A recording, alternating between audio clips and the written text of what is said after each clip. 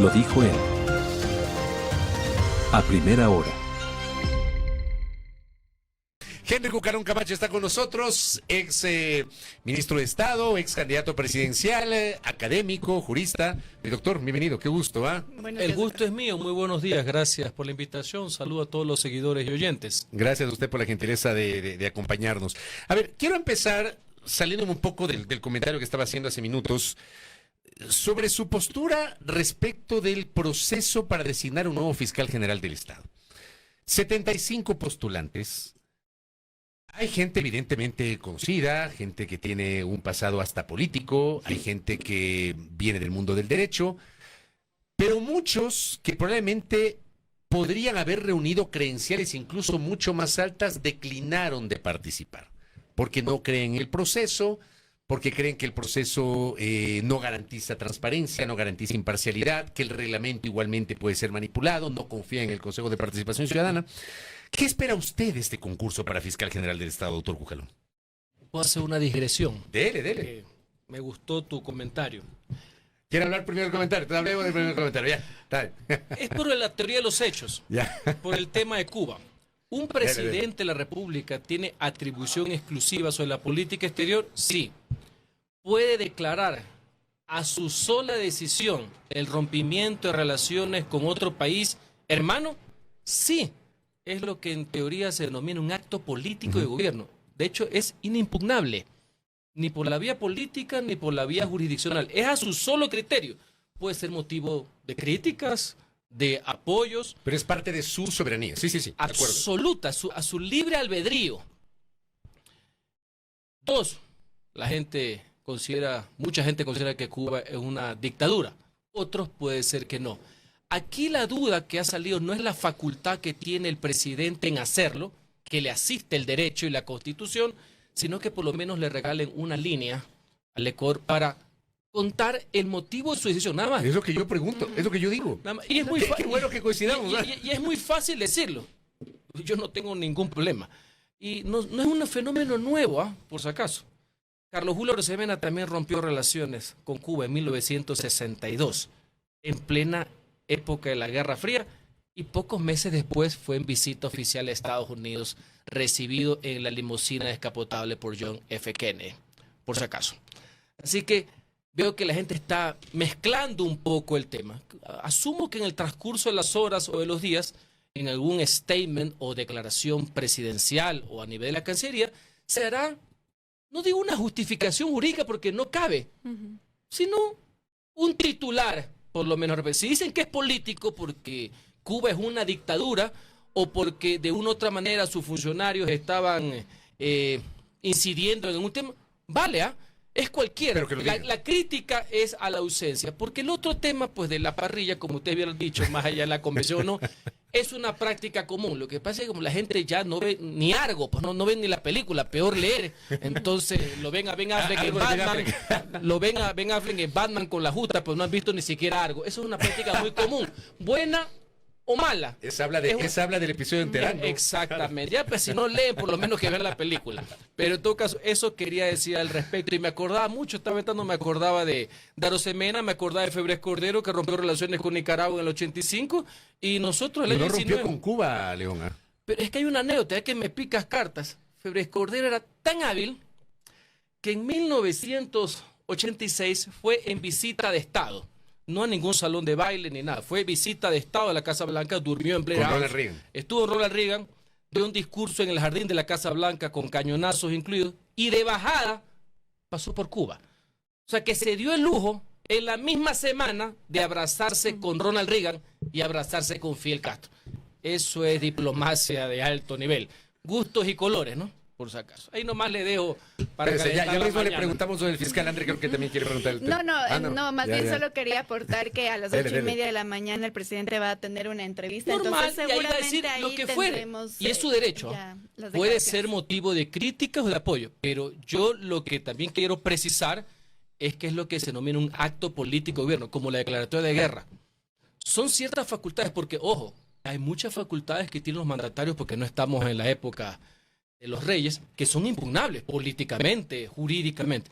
Pero hay ciertos temas como las relaciones exteriores, que es a su solo juicio, al igual que la declaratoria de guerra. Por si acaso, solo es una anécdota histórica política, nada más. Ahora sí, su opinión, doctor, sobre el concurso de fiscal general del Estado. Mire, la función judicial está bajo sospecha en el Ecuador. Lamentablemente. Y no quisiera generalizar porque hay muy buenos elementos. Pero no es un hecho aislado que los últimos presidentes de la judicatura, comenzando por el sentenciado Terán y por el desacreditado Godoy, no dan pues luces de seguridad, de confianza, de independencia, de imparcialidad. El cargo de fiscal general, en mi criterio, al día de hoy es casi igual de importante que el del presidente de la República. Es el que representa al pueblo, la ciudadanía. Le llamaban los abogados la vindicta pública. Es el encargado de perseguir, en el buen sentido de la palabra, a los criminales. Y hoy, ante el azote, el flagelo que vivimos, nada más y nada menos que al crimen organizado y al narcotráfico, que ha metido sus pezuñas en la institucionalidad, incluida la misma justicia. Entonces, los ciudadanos lo que esperan es tener, pues, por lo menos a un fiscal que no reciba órdenes, no solamente de los corruptos, no solamente de los criminales, no solamente de las personas de los carteles, sino también de los políticos, del poder político, de las otras funciones del Estado.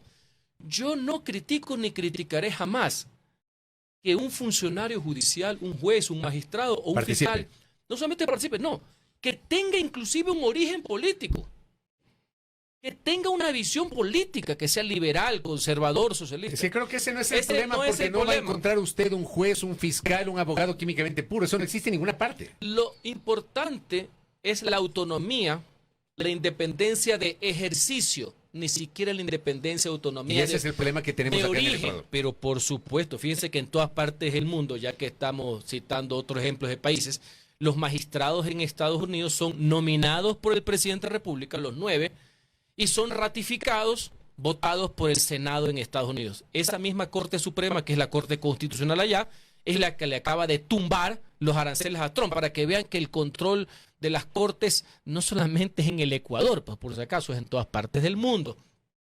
Y el fiscal general de Estados Unidos es nominado también por el presidente, que es el ministro de Justicia, el Attorney General, que es procurador general, fiscal general y ministro de Justicia al mismo tiempo. Hay una trilogía de funciones ahí. Entonces, lo que hay es un sesgo de desconfianza. Hay una duda generalizada. Entre otras cosas, ¿por qué? Porque cierta clase política tiene una fascinación, y otros dirán una obsesión por la justicia. 2, porque el Consejo de Participación Ciudadana es un engendro, no representa a la ciudadanía.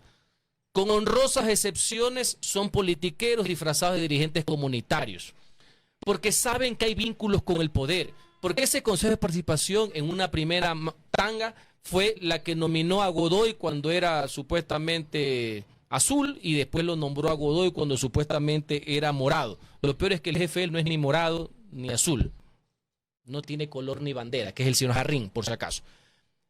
En esa misma línea, por eso es que mucha gente que pusieran prestantes no participan. Sin embargo, también tengo que decir algo. Los primeros días habían unos NN. Y yo desconfío de los NN. Yo prefiero las personas que tengan una trayectoria, así yo no estoy de acuerdo. Ya en los últimos días ya aparecieron personajes. Hay una magistrada de la Corte Nacional de Justicia. Personas con las cuales uno puede estar o no de acuerdo. Haber compartido o no fallos, posiciones jurídicas, pero ya hay personas que tienen antecedentes. Son todos los que hubiéramos querido, penalistas consumados que han demostrado que tienen personalidad, coherencia, carácter y fundamentalmente honestidad. No, no son todos los que están. Pero en todo caso hay que estar vigilantes como sociedad, como medio de comunicación. La institucionalidad debe primar porque ese cargo no es un cargo cualquiera. ¿Usted confía entonces en cómo se va a llevar a cabo el concurso? No, yo desconfío. Dentro de la desconfianza ellos tienen que darle la vuelta y por sus hechos demostrar lo contrario. ¿Por qué no hay confianza? Yo te voy a poner un ejemplo. La famosa comisión de selección, que lo mínimo por la lógica es que tengan los mismos requisitos de quien van a seleccionar, de quien van a examinar, hay personas graduadas de abogados con muy poco tiempo, y con el respeto que me merece esa profesión, está el fotógrafo personal de la señora Tamaín, es miembro de la comisión de selección. Entonces, como que eso no da mucha pauta para tener elementos de juicio, nada más y nada menos que para el fiscal general. No estamos hablando ni siquiera de la carrera administrativa para entrar a fiscal de primera instancia, para entrar a la carrera administrativa. Esos son los sesgos, más el consejo de participación y más todo lo que está alrededor. Entre otras cosas, el tema de la judicatura. Por eso yo respaldé y sigo pensando que la Fiscalía debe haber un cambio constitucional vía enmienda. Lastimosamente el pueblo no votó por eso en su momento. Hay que insistir. Para que tenga autonomía. Pero por supuesto. O sea, ¿usted estaba de acuerdo con la propuesta que en su momento hizo la fiscal Diana Salazar en ese sentido? Por supuesto, y que fue motivo de una consulta del 23, pero que la gente, comprendo, juzgó a quien convocaba y no las preguntas. Ese es casi una práctica. Pasó ahora también con Novoa. Entonces, sí, esa es una práctica. Me gustaría contestar por lo que me preguntan y criticar por las ejecutorias de los presidentes. Sí, porque el mangoneo de depender de la judicatura no ayuda mucho. Por eso también, estimado Fabricio, me opuse a que en algún momento, en el pleno pelea, donde les decían aliados de narcotraficantes, criminales y violadores a los miembros de la Corte Constitucional, en vez de criticarlos por sus fallos. Ahora sé que hay buenas relaciones. He leído declaraciones de Enrique Herrería, que se ha reunido con los magistrados, y eso habla bien de la institucionalidad. Pero en su momento, no sé si te acuerdas que dijeron la peregrina tesis, que había que llevarlos a una sala, pues... A una sala de la Corte Nacional de Justicia. Más allá de los puntos de vista jurídicos. Como existía antes una sala constitucional de la Corte Suprema. ¿Sabes por qué es la cuestión? Para tenerlos sujetos al Consejo de la Judicatura, que hoy la Corte no está sujeta. Puede tener errores, tiene muchos aciertos, pero ese era el meollo del asunto que casi nadie se dio cuenta. Para que tengas pues a estos jueces supeditados a las famosas licencias y temas disciplinarios del Consejo de la Judicatura. Entonces, para resumir, al país le interesa que haya una fiscalía independiente y no dependiente del poder. Obviamente tiene que ser una persona honesta y con conocimiento. La parte penal no es cosa fácil. Es sumamente especializado la materia, no es genérica, para poder saber que todos los esfuerzos que haga este gobierno y los gobiernos que vengan contra el crimen organizado van a tener feliz término, igual que el tema judicial, si no todo va a caer en saco roto. Van a haber teranes sueltos y las Fuerzas Armadas, todo el esfuerzo, la sangre que tienen que derramar inclusive en las calles, se va a perder porque hay jueces y fiscales que están comprometidos o cooptados por el crimen organizado. Sobre el tema político, o por la politiquería. Sobre el tema político que usted decía, doctor, quiero regresar, y es verdad que no se va, digamos, a encontrar a alguien que no tenga una tendencia política, pero ¿qué decir con quienes han abiertamente militado en una casa política, verdad? Por ejemplo, está José de la Gasca, que abiertamente fue ministro de este gobierno, etcétera, y también, digamos, ha habido cuestionamientos sobre aquello. ¿Usted qué opina sobre eso? Mire, el señor de la Gasca ya participó en 2019 en el concurso. De hecho, él está reputado por ser un penalista. Él no es, digamos, constitucionalista o administrativista. Él es penalista, o sea que él de penal sabe. De hecho, creo que fue juez, si me memoria muy grata, fue juez o fiscal hace unos años y después fue secretario anticorrupción de Transparencia. Él conoce lo que... Más allá de sus méritos o no, de las críticas que podemos tener de su paso por el Ministerio de Gobierno, lo importante es él o cualquiera, porque él sabe de penal. ¿Vas a ser independiente del gobierno del cual fuiste parte? En muchas partes del mundo eso no es óbice alguno. En mi caso no sería óbice de ningún tipo. Creo que por mis ejecutorias he mostrado que creo ser una persona independiente, que sé defender el interés público y el interés general. Pero ese desafío no se ve pues en un concurso, en la concursita. ¿Tú te hubieras imaginado Edmundo Durán Díaz pues, en esta concursita de estos papeleos de primer nivel? Por eso es que yo en el fondo creo en que se debe asumir responsabilidades políticas.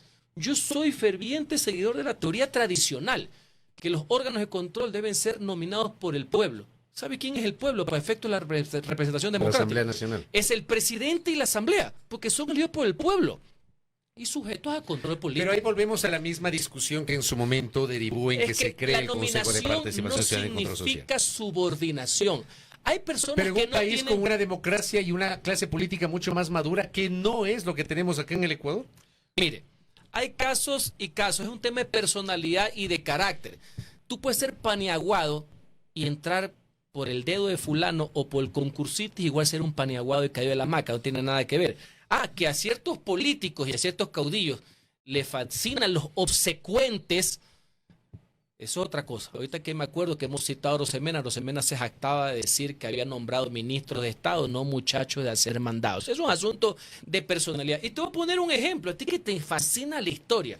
Me estaba acordando que una de las mejores Cortes Supremas que hemos tenido, dicho por los juristas, no por ningún ranking La del 97. suelto, la del 97, la de la última vez, nombrada por el Congreso Nacional. Que no debía nombrar el Congreso. Por la última vez que interpretó la consulta no debía popular. nombrar el Congreso. Bueno, esa que es la mejor Corte Suprema que ha existido, por la calidad de sus integrantes, que tenían algunos orígenes partidistas en cuanto a sus respaldos, sus fallos demostraron lo contrario. Y cito un ejemplo.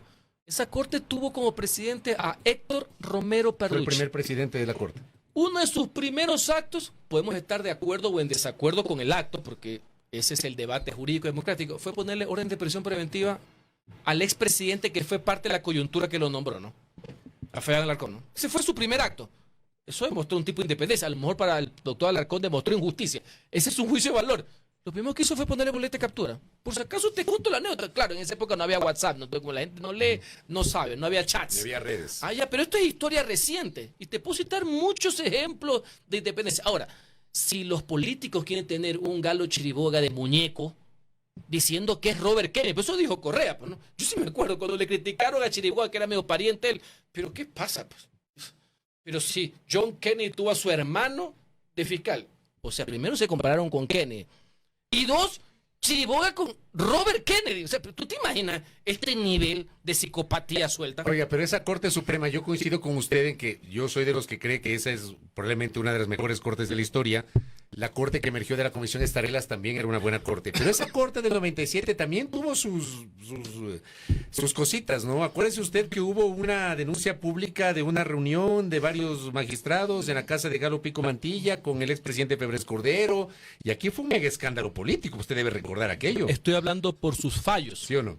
Estoy hablando por sus fallos, no por los orígenes. Insisto, lo importante es la independencia de ejercicio. De eso se cogieron, entre otras cosas, para la resolución de diciembre del 2004. Lo de la Pichicorte. Pichicorte. Por si acaso. El problema de la Pichicorte no solamente fue su espurio e ilegítimo origen, sino sus ejecutorias, más allá del respeto personal que merecen los integrantes que tuvo momentáneamente esa corte antes que venga la corte denominada la Corte de Estarellas. Pero regresando al tema del fiscal, ¿queremos o no queremos una mujer u hombre valiente, honesto, decidido, que sepa enfrentarse tanto al poder político como al crimen organizado? Ese es el desafío. ¿Quién estará a la altura de las circunstancias históricas? Y eso es lo que la sociedad está demandando, porque no es cualquier puesto. Hay dudas legítimas, sí, por quién maneja el concurso, por quién está en la comisión de selección, por lo que han dicho prestantes juristas en el país, pero ojalá que nos den una sorpresa y que en sus actos la persona que sea elegido se reivindique y se legitime.